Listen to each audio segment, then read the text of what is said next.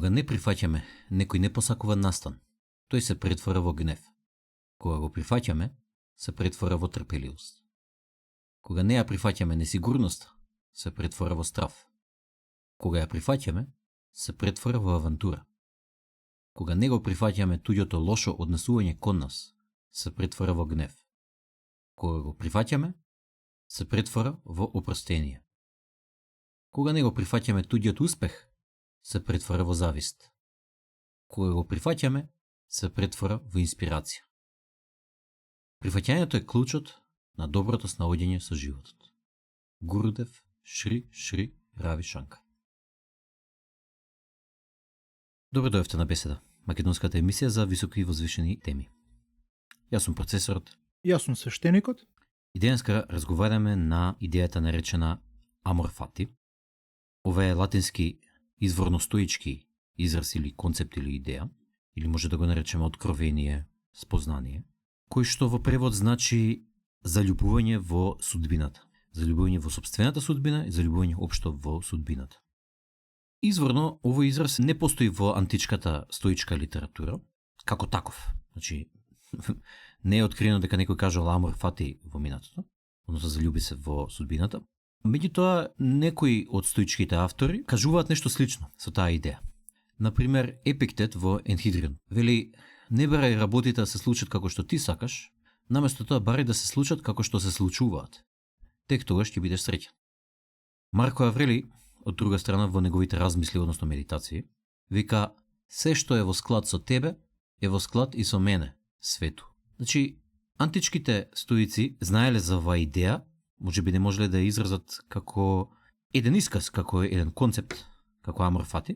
Меѓутоа знаеле за таа идеја, знаеле за прифаќањето на судбината. Впрочем, и во она што е на античка стоичка мудрост која што ја зборувавме во претходните епизоди, таа беше: промени ги работите кои што можеш да ги промениш, прифати ги работите кои што не можеш да ги промениш и биди мудр да знаеш која е каква работа, дали може или не може да се промени, која што потоа па се претвори во нелиована молитва за смирение на христијанството.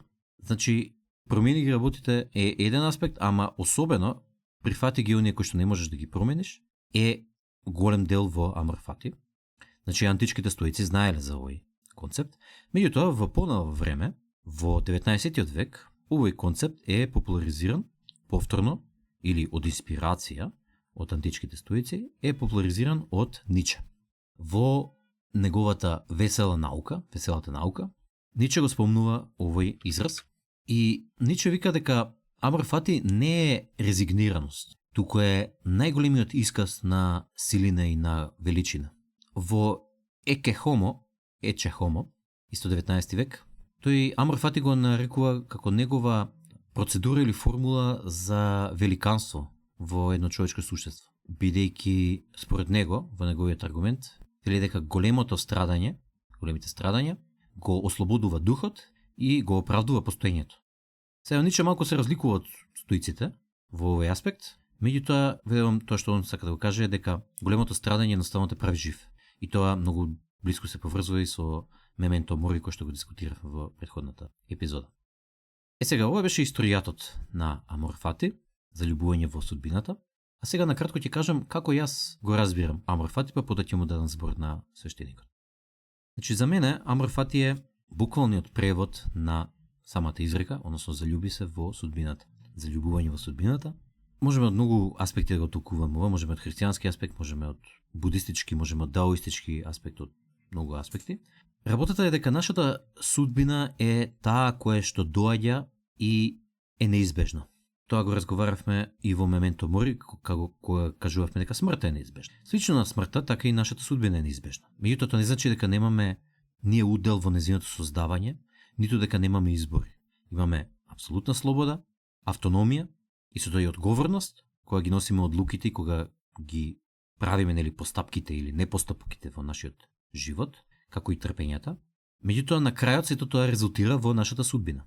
И прифаќањето на судбината е еден клучен аспект за душевното зрење и настанува во она што јас и свештеникот често го зборуваме како надконцептуално, односно постконвенционално размислување, каде што ослободува, прифаќањето на судбината ослободува. Многу луѓе сметаат дека прифаќањето од судбината заробува, дека веќе нема кајде да се оди, дека едноставно тоа е крајот, затвор, судбината доаѓа што е пишано и готово крај. Меѓутоа тоа е, да речеме, наивно или површно разбирање на Амор Фати. Амор Фати ослободува. И кога тоа ќе го абсолвирате, кога ќе го восприемате во себе си, ќе сватите дека ослободува. Пред некој време разговарав со една личност и ми рече, јас не можам да го прифатам ѓаволот, јас морам да се борам со него, затоа што тој не смее да биде прифатен, или не смеам да си ги прифатам својата порочност, своите пороци, туку морам да се борам со нив. И мојот совет до оваа личност беше дека од моето лично искуство, најдобриот начин со кој што сум ги примирувал пороците и со кој што сум се борал со собствените демони, било преку нивно прифаќање. Таму се, меѓутоа истовремено, прифаќам и дека јас сум против нив и дека не ги прифаќам. Значи, апсолутно прифаќање на се. Така и со судбината, така и со сите други работи. Може да дојде судбината и вие ја прифаќате судбината, еве да речеме дека е негативна. Нешто ви се случило негативно во животот, кој што не оди по ваш терк, по ваша потреба или како што сте замислили, како што се работеле да испадне.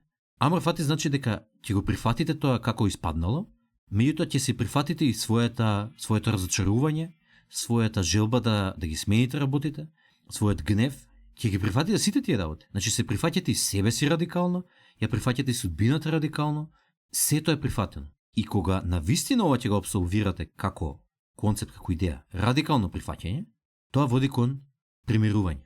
Она едно суштинско примирување на душата. Тоа не значи дека ќе се примири вашиот карактер кога нешто ќе се случи што не сакате да се случи. Меѓутоа, душата како да кажам, на душевно ниво, вашата душа ќе биде примирена и ќе биде во хармонија со природата, во хармонија со светот, што значи во хармонија со Господ, бидејќи Господ е светот. За ова ќе разговараме и понатаму, сега ќе му дадам збор на свештеникот, затоа што некој од овие работи јас кој што ги напоменав сега, знам дека тој има да каже повеќе околу нив. Повели свештениче. Ти благодарам. Оној пример кој што го даде за некоја личност со која што си разговарал, ме потсети на една личност со која што јас разговарав одамна, која што кога и реков прифати ги тие и тие особености од себе, кои што ти се дел од сенката и те мачат, таа ми одговори јас не можам да ги прифатам. Нешто во мене не ми дава да ги прифатам. Мојот одговор беше добро, тоаш прифати го твоето неприфаќање. И ако го прифатиш твоето неприфаќање, во огромен дел ти ги прифаќаш и овие карактеристики од себе. Амор Фати, или латински љубов кон судбината, или заљуби се во судбината, тоа е еден од најврвните стоички идеали и во својата суштина е многу прост. Значи, тоа е целосно прифаќање. Па дури, значи, толку многу прифаќање, што дури станува љубов кон се што животот ти носи. Добро, лошо, тешко, убаво, болно и така натака. Многу важно да се напомене дека стоиците не велат трпи го или предај се и така натака, туку велат само кажи му да. Кажи да на таа собствена патека која што одиш, која има своји пречки, кажи му да на непријатностите кои што ти се случуваат и така натака, на неочекуваните пречки, неочекуваните предизвици, проблеми и така натака. Она што гледам јас е дека во денешницата прифаќањето, концептот на прифаќање воопшто не е привлечен. Воопшто не им се допаѓа на луѓето и тоа можеби било особина која што се провлекувала низ целата историја. Не знам, не можам да тврдам, знам дека стоиците го немале тоа, христијаните го немале тоа, будистите го немале тоа, филозофи некои и така натака.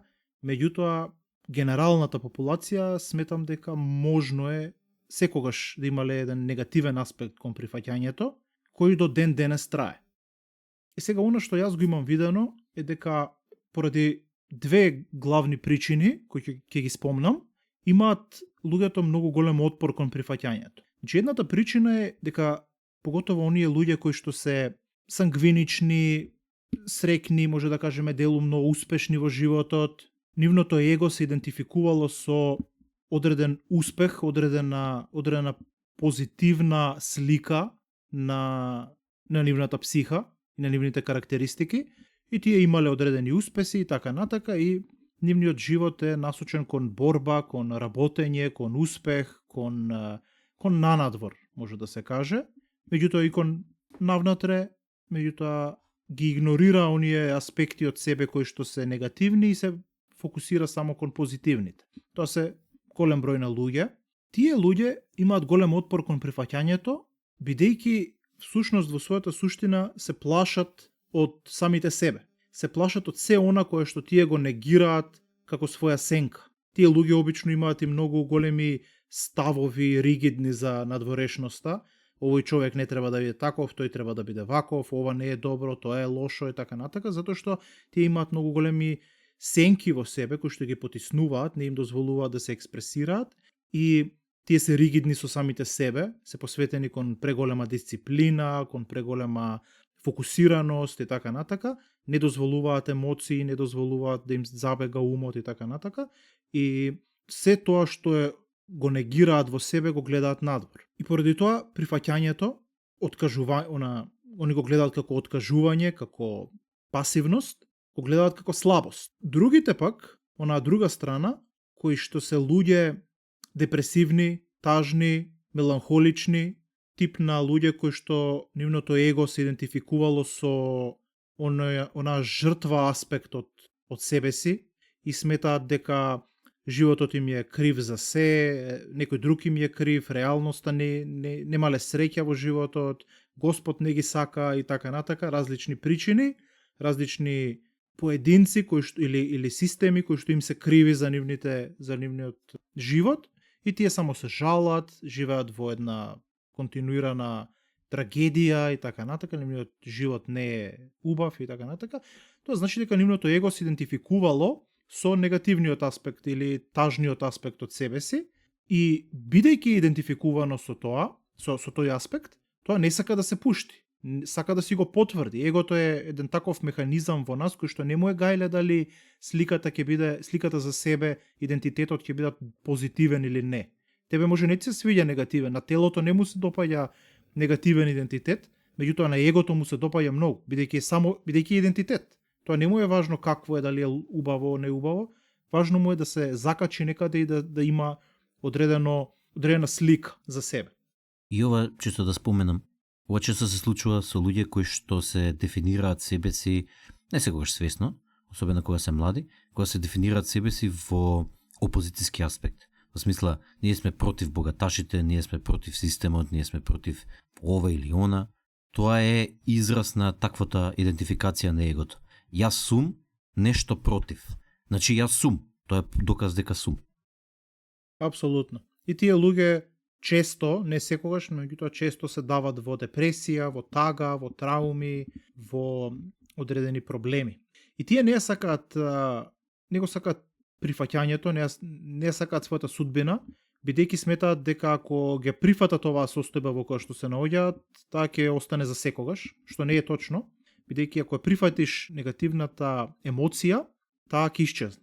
Ако ти не ја прифаќаш и се бориш и наоѓаш причини дека зошто таа не треба да постои или зошто таа е неопходна да постои, таа ќе постои. Меѓутоа кога ќе ја прифатиш со свесност, со тишина, таа не може веќе да постои. Ќе се почувствува и ќе исчезне. Тоа е нејзиниот животен век, тоа е нејзиниот циклус. Меѓутоа, тие се плашат дека таа ќе остане за секогаш и исто така, бидејќи се идентификувани со оваа трагична личност, од трагичен идентитет, егото нивно не сака да се откаже. Не сака да ги прифати, бидејќи на тој начин знае дека ќе се изгуби идентитетот. Ќе се изгуби онаа слика дека јас сум жртвата, имам проблеми и така натака, не е фер животот кон мене и така. Сега, овие првите пак исто така имаат многу голем проблем, иако тие сметаат дека немаат проблем, бидејќи нивниот начин на живење и нивната психа е лимитирана. Тие секогаш ќе живеат во еден константен конфликт со себе си. Тие мислат дека имаат конфликт со другите луѓе, со надворешноста, тие мислат дека се борат за да живеат, се борат за да успеат и така натака, дека тоа е целта на животот. Меѓутоа, она што им се случува е, тие се дефокусираат од самите себе, се дефокусираат од присуството, се дефокусираат од самиот живот и самата реалност со цел да им се одржи оној идентитет на успешен, на најдобар и така натака, за да им дава позитивно чувство. И овој тип на самодоверба, која што лежи во континуирани успеси и неприфаќање на неуспехот, тоа е лажна самодоверба. Тоа е самодоверба која што зависи од надворешноста. бидејќи порано или подоцна животот ќе те удри. Таква е направена реалноста да секогаш мора да има одреден удар, одредено паѓање. Тоа е убавината. Ако читаш ти една книга која што е само успеси, протагонистот цело време успева од почеток до крај на книгата, тоа е глупава книга. Не само досадна, туку и едноставно не резонира со нас воопшто. Тоа значи дека нивната самодоверба не е поистоветена со реалноста. Тие се убедуваат себе си дека се успешни или се борат да избегаат од оваа неминовност која што ќе им се случи, меѓутоа еден ден сигурно ќе им се случи. И тогаш тие ќе осетат отсуство на самодоверба, тие ќе осетат сенката, тие ќе имаат криза на идентитетот, ќе имаат средовечна криза и така натака. Зошто? Бидејќи сенката од која што бегале цело време ги стигнала. И не само тоа. Зошто овој тип на самодоверба е лажна? Е бидејќи ти мора да ја храниш. Вистинска самодоверба е онаа која што ти не треба да ја храниш. Која што постои затоа што ти се сакаш себе си. Ти си се прифатил себе си во целост. Се што се случува, без разлика како си одговорил, како си одлучил да одговориш и така натака, ти дава чувство на вредност, бидејќи живееш и бидејќи ги сведочиш работите кои што се случуваат. А не затоа што ти си ги победил или си изгубил или така натака. Тоа се приказни. Ти живееш во приказните и го влечеш својата вредност во однос на приказната што ќе каже. Дали е добра или лоша. Меѓутоа вистинска самодоверба која влечеш својата самодоверба, својата сила, својата вредност, својата љубов од чистото присуство, од чистото сведочење, од самиот себе, од животот. Тоа е амор фати во својата суштина. Амор фати во својата суштина е да се помириш со животот и да ја најдеш онаа самодоверба која што лежи во поистоветување со вистината, во поистоветување со реалност. Што и да се случи, лошо, добро, тебе ти дава самодоверба, тебе ти дава чувство на мир. Сега понатака како ќе реагираш, тоа лежи во тебе. Ти си одлучуваш. Ова што се случи, да речеме некоја негативна работа, јас треба да реагирам активно, проактивно, треба да ја сменам. Меѓутоа и кога ќе ја смениш или кога работиш да ја смениш, ти не се бориш со неа. Туку ти ја прифаќаш реалноста и се прифаќаш себе си дека работиш да се смени ова. Тоа е вистинско живење во контекст на реалноста и на вистината. Јас сметам дека амор фати е еден од клучевите, еден од стожерите на мудроста. И ово кажам од моето лично искуство, од кога го стекнав ова, да речеме, овој поглед, овој светоглед. Иако тоа е процес, тоа не е одеднаш го стекнаш, прво го осознаваш дека постои, а потоа работиш да го абсолвираш, да речеме. Меѓутоа од кога го стекнав и како што работев на него, увидов дека амор фати е еден од основите на мудроста и дека води до она што го кажуваат радост во живењето. Едноставно чиста радост од постоењето. Така го објаснува Гурудев Шри Рави Шанкар, кој што го цитирав на почетокот, а така го објаснува и Садгуру. Не сум сигурен дали така го објаснува Екарт Толл, затоа свештеникот може да каже. Свештеникот вели ли Екарт Толл дека радикалното прифаќање го води кон радост? Апсолутно, не само што вели, туку тој вели уште повеќе од овие другиве двајца. Тој целата своја учење го базира на прифаќање. Така. Меѓутоа конкретно вели дека и го води кон радост, кон живењето, така? Он вели дека води кон еден мир кој што ја надминува радоста и ја надминува тагата. Така. Зошто велам радост? Затоа што јас со тоа личното искуство сум го доживел.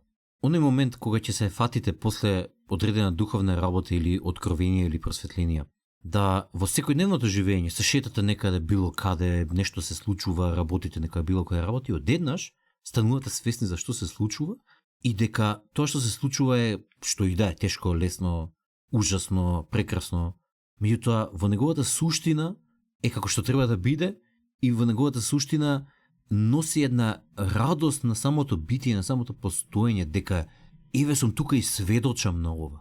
Мислам дека од таму доаѓа таа радост што ја кажуваат овие гуруава. Сега јас ќе кажам една лична анегдота како јас имам дојдено до амор фати.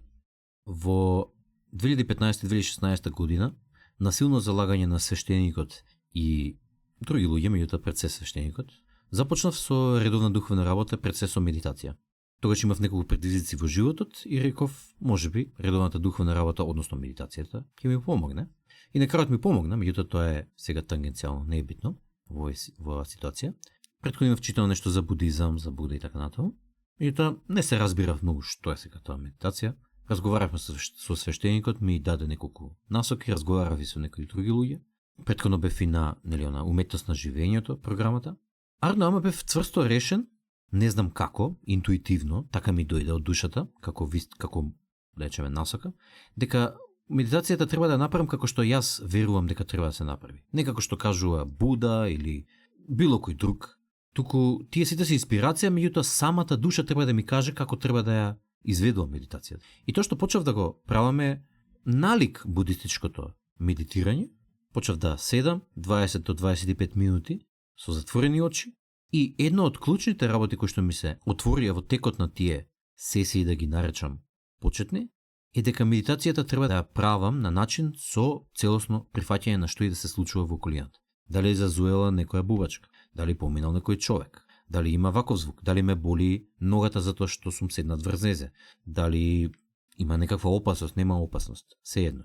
Едноставно се тоа треба да го прифатам, додека медитирам, додека тие 20 до 25 минути трае медитацијата и не треба да реагирам на нив, не треба да ја прекинам медитацијата.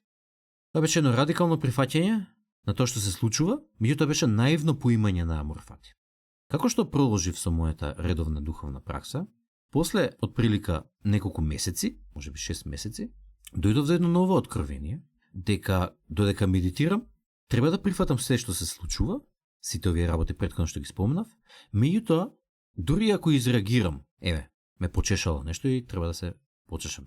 Дури ако изреагирам и се почешам, или ако се запали нешто и јас изреагирам, излезам од медитацијата, нели, од седењето, и тоа е вред, и тоа треба да го прифатам. И ова второво откровение, кое што се практично се налепи како слој врз првото, го всади никулецот на Амор-Фати во мене.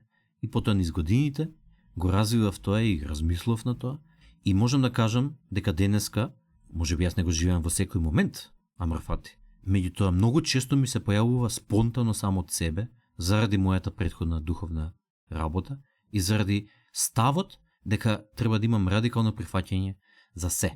Радикално прифаќање за себе си, радикално прифаќање за судбината, радикално прифаќање за светот, како се однесуваат другите, што се случува, во крајна линија мора да се прифати. Тоа не значи дека не треба да работиме да го промениме и така натаму. Меѓутоа, ако имаме желба да го промениме, треба да го прифатиме и тоа. Ако нешто не ни се допаѓа, треба да го прифатиме и тоа. Буквално прифаќаме се, од А до Ш. И тоа е Амор-Фати, се прифаќаш и себе си радикално, го прифаќаш и светот радикално, и можем да кажем дека тоа ме доведе до големо смирение. Че овој беше мојот пат како стигнав до Амор-Фати, а денеска кога ќе ми се случи некогаш да се сетам на постоењето, на оното основното постоење, како што кажав преска, се шетам некаде и одеднаш ми доаѓа она спознание за тука сум, види колку е интересно, колку е неверојатно што јас сум жив и што го сведочам ова се што го доживувам. Тоа ме води во тој момент кон радост. После тоа може ќе се замине, меѓутоа се почесто и почесто се појавува. И од тука го гледам како знак дека Амор-Фати се повеќе и повеќе го прифаќам и го апсолвирам на душевно ниво. Многу убаво, многу интересно искуство и интересен пат на зреење. Сакав да те прашам, ти ми објасни сега какво е твоето префаќање кога ќе видиш нешто кое што е убаво, кое што е смирувачко, меѓутоа тоа е лесно.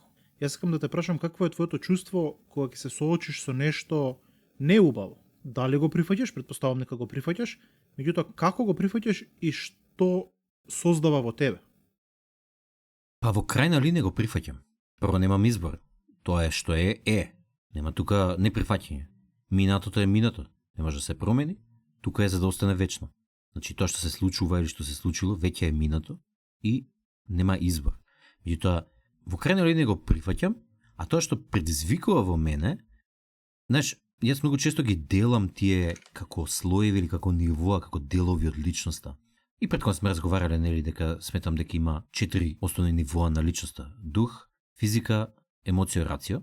И сега дух е одделен од овие триве: физика, емоција, рацио. Дух е онаму каде што си поврзан со, нели, со основата на постоењето, со Бог, со платното што го кажувам и така натаму, со ова течение, со речеме флуксот на животот, и таму и се, да речеме, се губи личноста, значи таму нема процесор, таму е едноставно Бог се. И Амор Фати, кога ќе кажам крајна линија, мислам на прифаќање на оваа крајна линија, прифаќање на духовно ниво. И кога ќе се случи нешто негативно, кое што може да е многу лошо, меѓутоа на ниво на духовност, на дух, го прифаќам. И тоа ми води кон смирение. Меѓутоа на овие други нивоа, зависи од ситуацијата. Ако нешто е кое што не ми се допаѓа, сакам да го сменам, ми предизвикува гнев, разочарување, знаеш, сите оние нормални човечки реакции на, како да кажам, на тоа што се случува или на судбината. Меѓутоа секогаш во позадина има еден слој на духот кој што вика така е, без разлика што ти не го прифаќаш на ниво на личност, на ниво на дух, така е и го прифаќаш. И сега ова малку изгледа шизофренично, бидејќи истовремено и го прифаќам и не го прифаќам, меѓутоа заради тоа сакам да кажам дека го отделувам духот на мојата личност, кој што не е мој дух, кој што не е, знаеш, онак што го кажуваме, наблюдувачот во нас, кој што ги сведочи сите овие работи, за него нема добро лошо, тука едноставно се што се случува. И па тој наблюдувач прифаќа се што се случува, значи кај него нема добро лошо. Меѓутоа личноста која што се грани како слоеви врз наблюдувачот, таа за нејзе има добро лошо и има вакви или онакви реакции, позитивни и негативни во однос на тоа што се случува. И заради тоа не е абсурдно истовременото прифаќање и неприфаќање на негативните и на позитивните и на неутралните случувања, збиднувања.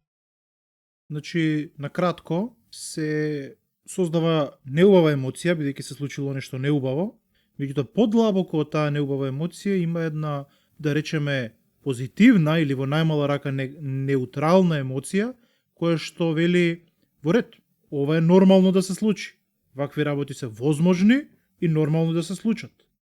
Точно така, да. Значи, на нивото на емоција има негативна емоција, на нивото на рацио има ваква мисла, онаква мисла, ова сакам, ова не ќам, како да го сменам, како да го направам, како да го прифатам, така натаму.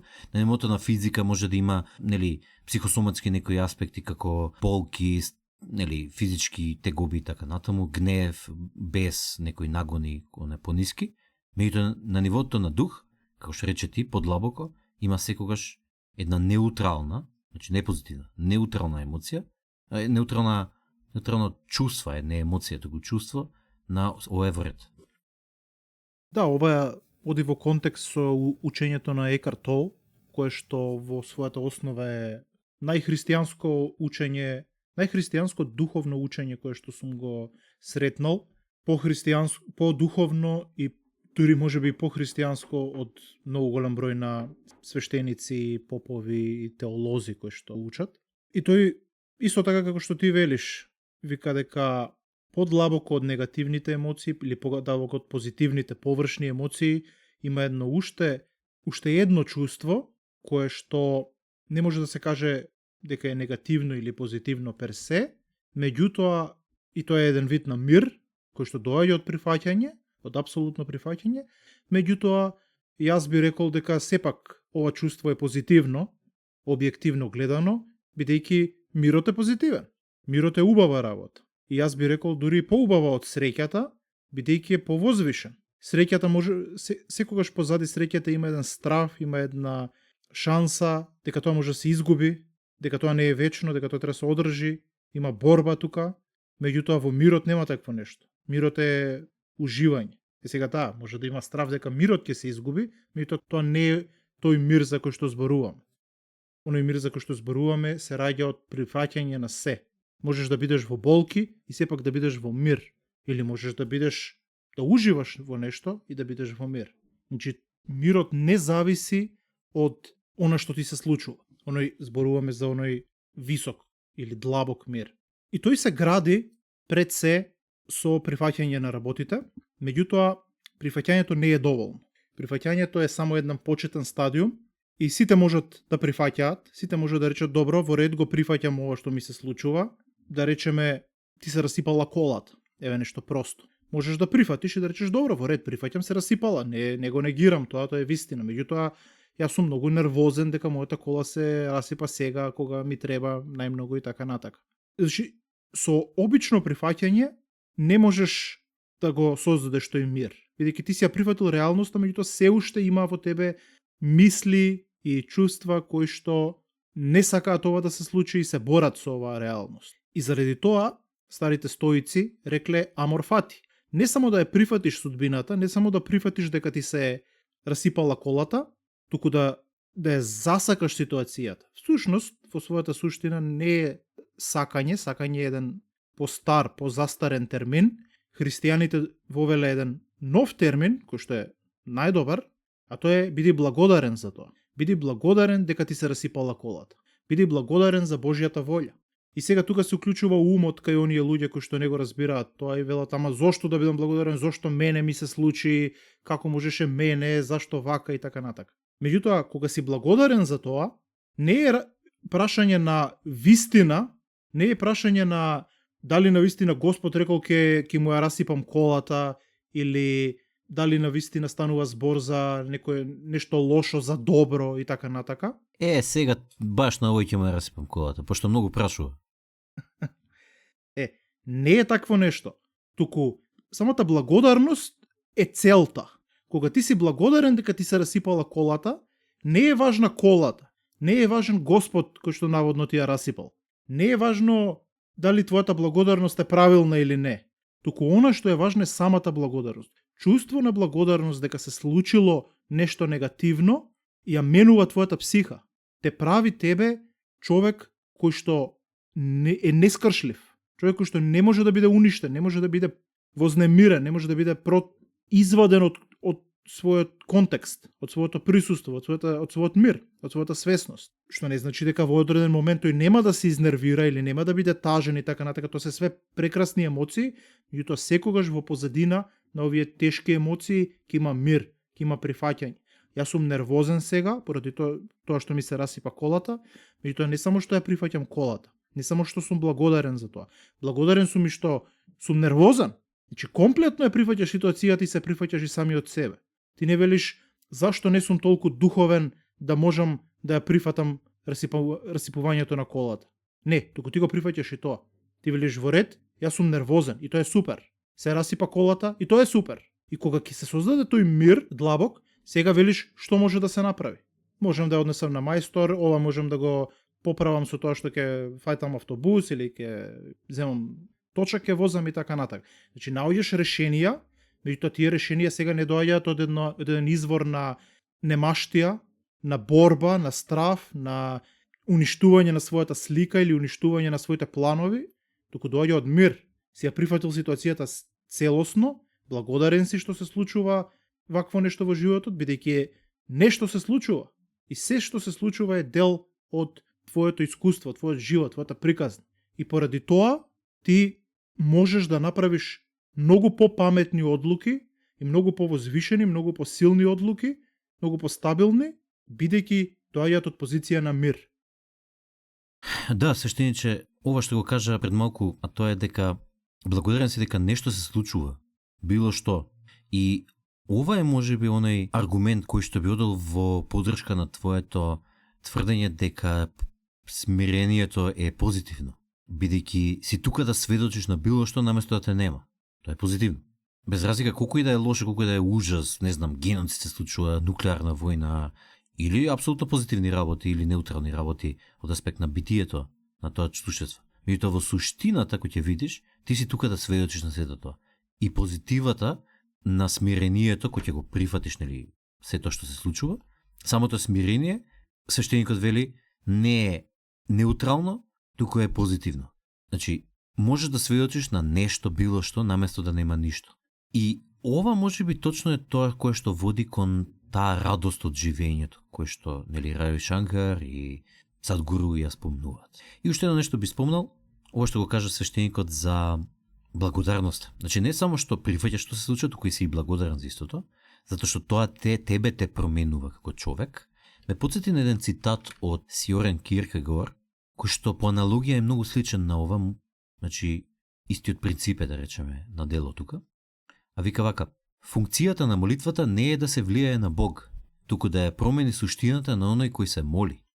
Значи, Благодарноста е тука не ти да промениш нешто или да му се умилкуваш на Бог, туку да те промени тебе како човек. И да сватиш дека само заради тоа што си тука, даден, создаден да сведочиш, ти треба да си благодарен. Само заради тоа, колку и да е ужасно, колку и да е лошо, катастрофа, ти си тука, си можел да не бидеш воопшто и ништо од ова да не го искусиш. Штом си тука, прво имаш, речеме, мудрост е да го прифатиш, ама второ е треба да си благодарен за истото, затоа што има шанса да го преживеш. Ќе го снема, ќе заврши, меѓутоа во овој момент има шанса да го сведочиш и заради тоа треба да си благодарен и тоа ќе те смени дополнително како човек, ќе те умудри. Не само што ќе те смени, туку ќе го уништи страдањето целосно. Јас правам една разлика помеѓу болка и страдање. Болка е нешто сосема природно, сосема нормално, нешто кое што не можеме да избегаме и можеби не треба да избегаме, бидејќи од тоа растеме, од тоа се развиваме и од тоа го прави уживањето вредно. Да не постоеше болка, ние немаше да уживаме во оние моменти каде што ја нема болката. Поради тоа болката е апсолутно неопходна и корисна. Меѓутоа страданието не е корисно воопшто. Страданието е оној филм, оној идентитет кој што ние го создаваме од болката. И тој идентитет секогаш ја зголемува болката. Тој се обидува да ја спречи навидум со тоа што создава или филмови за тоа како оваа трагедија ќе се одрази лошо, прави негативни мисловни процеси, или пак ја зголемува во самиот момент и така натака. Меѓутоа во секој аспект страданието е штетно. Страданието не дозволува вистински да ја почувствуваш болката, вистински да ја восприемиш, туку сака да не ја прифати. Страданието е во својата суштина неприфаќање на негативните аспекти од животот. Не ги прифаќаш, се бориш и поради тоа ти страдаш. Ти не сакаш да страдаш, ти сакаш да ја нема болката, меѓутоа страданието не ти дозволува. Што е во суштина страданието? Страданието е кога умот не сака да му дозволи на срцето да дојде во преден план или да си ја исполни својата обврска. Умот сака да биде се уште во контрола. Да речеме дека починал некој твој близок. Срцето го боли и сака да го боли, затоа што нормално е да те боли, да плачеш. Меѓутоа умот тука влегува со цел да ја контролира ситуацијата, бидејќи егото е еден вид на, може да го наречеме, иако е нормален процес, може да го наречеме еден вид на девијација, болест дори, која што не сака да дозволи срцето да чувствува самото по себе, сака да ја превземе дури и оваа контрола и да рече не, јас ќе бидам тука во спотлајтот, јас ќе бидам главен на оваа игра и сега ќе создадам или филмови за тоа колку е ова лошо, колку оваа трагедија ќе ми го уништи животот, ќе ме смени, како не требаше да се случи и така натака, или ќе оди во другиот аспект, оној аспект кој што го спомнав кај оние сангвиничните, навидум срекните луѓе, кој што ќе вели, ајде ова не е толку страшно, умрел и така натака, пробува да се теши себе си, за да не почувствува вистинската болка. Или пак навидум ќе ја чувствува болката, меѓутоа ќе ја зголемува со своите мисли, ќе вели леле ова е толку лошо, толку трагично, што ќе правам јас, жртва, Господ ме казни и така натака. Ова се две лаги кои што егото ги создава. Вистината е дека некој умрел и сега тебе ти е тешко. И тоа е сосема нормално и природно. И треба да ти е тешко. И не треба да мислиш. Не треба да создаваш филмови како е ова лошо или ова е добро. Или не е толку лошо. Туку треба да седнеш и да се исплачеш, да ја почувствуваш во целост својата емоција. Толку. Умот тука не смее да бара внимание. Тој треба да се повлече и да дозволи срцето да си го направи своето, да си ја исфрли својата негативна енергија која што се собрала во себе. Меѓутоа кај нас егото не ни го дозволува тоа. Има многу примери кај животните. Јас лично имам наблюдувано кога две патки, поготово во парк, ќе се скараат за нешто, да речеме, ќе има некоја храна која што и двете патки сакаат да изедат или си влегуваат во својот простор во додека пливаат и така натака и ќе се затепаат на кратко, ќе почнат да мафтаат со крилата и тоа трае неколку пола минута, може да кажеме дека трае тоа и потоа ќе се оддалечат. И едната и другата скоро во исто време се протресуваат. онака ги протресуваат своите пердови. Што е тоа всушност? Тоа е исфрлање на негативната енергија. И тие немаат его кој што им вели, оваа паткава друга, колку ја мразам, ме нервира, ќе земам, ќе ја утепам, како ова ми го направим, ја зема храната. Не си прават филм. Тој филм е страдање. Меѓутоа, она што го прават без страдање, бидејќи не се способни за страдање, немаат его, тие само ја исфрлаат негативната енергија. Само го ја почувствуваат таа нервоза во себе целосно за миг. И за еден миг ја исфрлаат целосно својата негативна енергија и си продолжуваат како ништо да не било. Си продолжуваат со животот како таа тепачка никогаш да не се случила. Тоа е еден природен начин на живење. Ние сме биле способни така да живееме, меѓутоа како што сме пробале од јаболкото на знаењето за доброто и злото, или во превод како што нашиот ум се развил до такво ниво да имаме идентитет самите за себе, тоа почнало да ни смета во правилното живење. И ние сме излегле од рајот. Во превод, ние сме страдали, ние сме влегле во страдање. Сме го создале страдањето, бидејќи не ја чувствуваме болката и не ја чувствуваме негативноста во целост. Всушност, ние не ја сакаме, не сме заљубени во негативност. И заради тоа страдам. Да, токму така. Страдаме заради тоа што егото се плаши дека ќе го снема. Тоа е тука, сватило дека е тука. И сега си вели, леле колку убаво што сум тука, не сакам да ме нема. Сакам да продолжам, до бесконечност. И тоа е основата на она одделување, напаѓање од рајската градина, одделување од Господ. Тоа е пробувањето на јаболкото на знаењето. Тоа е просветлувањето од аспект на знаење и од аспект на Луцифер, како ангел на светлината. Заради тоа е Луци. Тоа го разговаравме, мислам дека во што е зло и што е добро. Тие епизоди ви ги препорачуваме да ги слушнете исто така. Меѓутоа, егото е не само што е девијација, како што вика свештеникот, туку егото и малку е глупичко, свештениче. Затоа што не сваќа дека ако ја прифатиш смртноста, ако ја прифатиш судбината, веќе нема да имаш страф и ќе продолжиш да постоиш. Не само што ќе продолжиш да постоиш, туку ќе постоиш ослободено, радосно во животот и нема да имаш нервози наместо да си постоена под страф и под нервоза некоја дека ќе те снема. Заради тоа егото е малку глупичко, ама заради тоа ние можеме да работиме на духовна работа и како што и велат самите будисти. Практично прво треба да станеме, да го стекнеме егото, па потоа да го напуштиме. Значи ова е дел од она мудрост која што ние неминовно мораме да ја поминеме како луѓе со вакви умствени капацитети. Бидејќи свештеникот рече дека животните немале такво его, еве патките ги спомни така натаму. Јас мислам дека и они имаат некој зачеток него, знаеш, и они имаат некои, како да кажам, силни интелектуални капацитети во однос на бактерии, во однос на некои интелектуално послаби видови, да речеме, кои што им овозможува да имаат некој зачеток на его. Гледаме дека, например, некои кучиња и такви по-напредни шимпанза се однесуваат како да имаат зачеток на его, меѓутоа нивното его е многу поситно и послабо, за разлика од нашето кое што се коагулирало, кое што се замрзнало, во неговата идеја дека ова сум јас, таа идеја се замрзнала и таа му пречи да ужива во флуксот и во менливоста и во течението на животот. Односно, нам ни пречи. И тука доаѓа амор фати, односно заљубување во нашата судбина и прифаќање на се што се случува.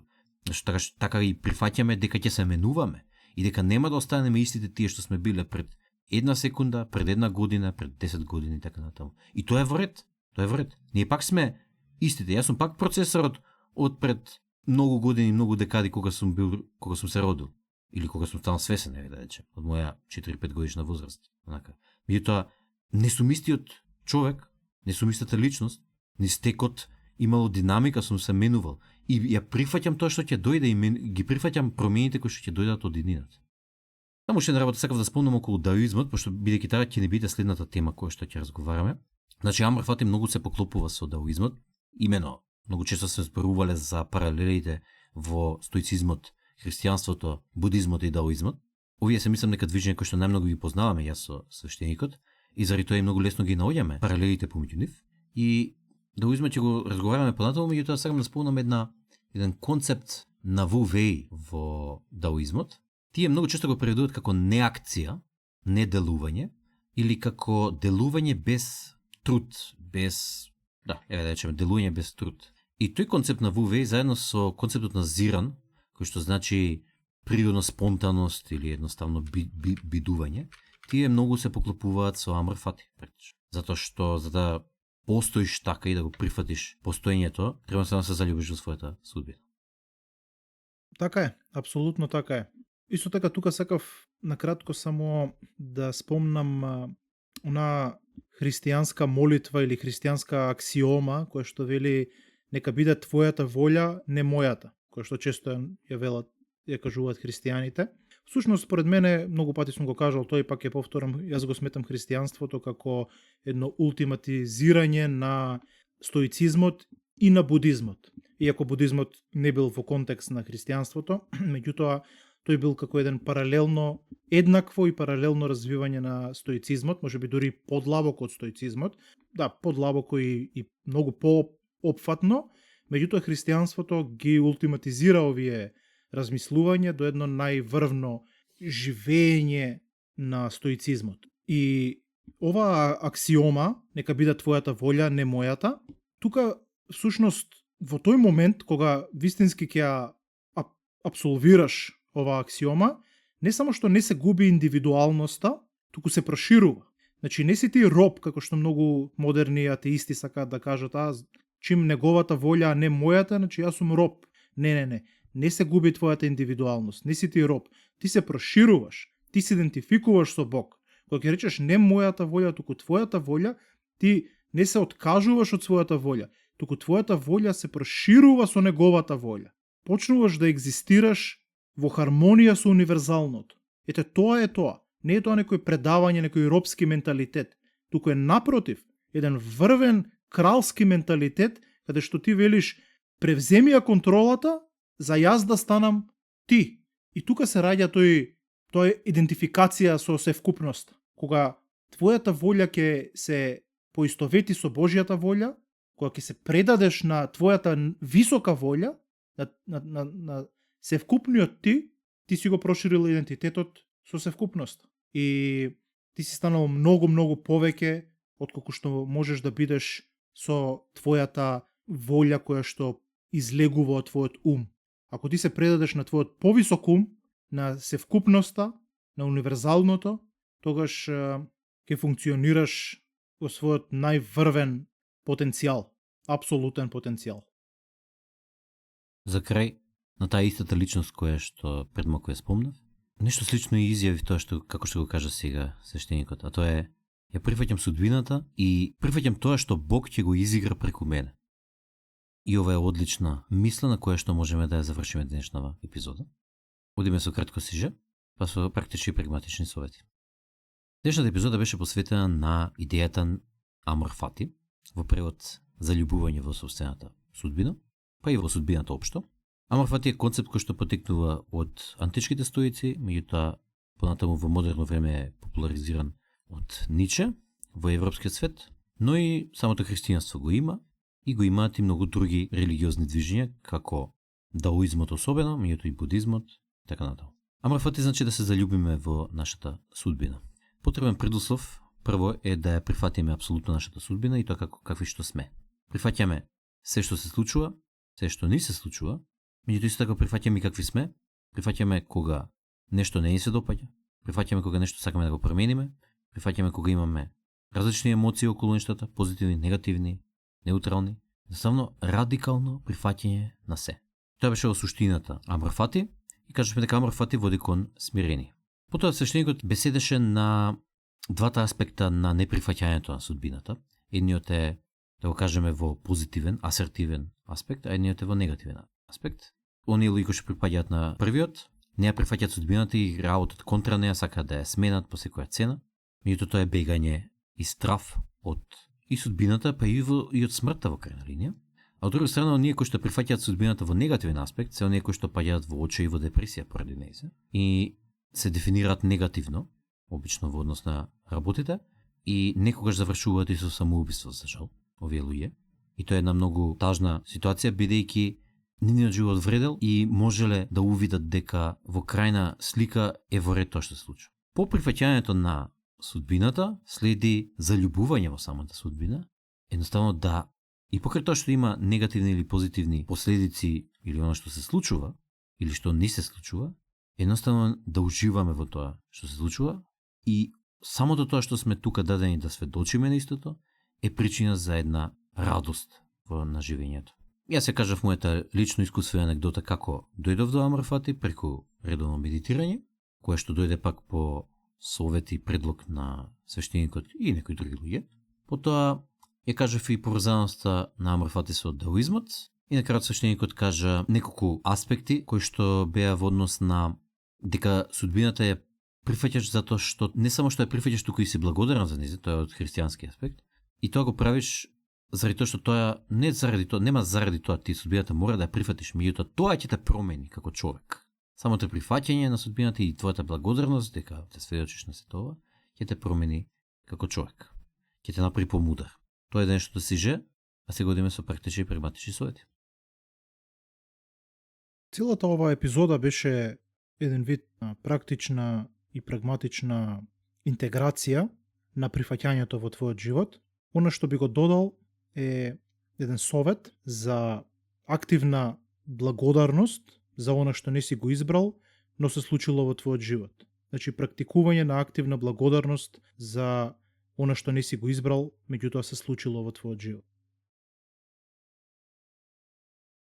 Сакам се повеќе и повеќе да учам како да гледам убаво на она што постои и што ми се случува. Фридрих Ниче.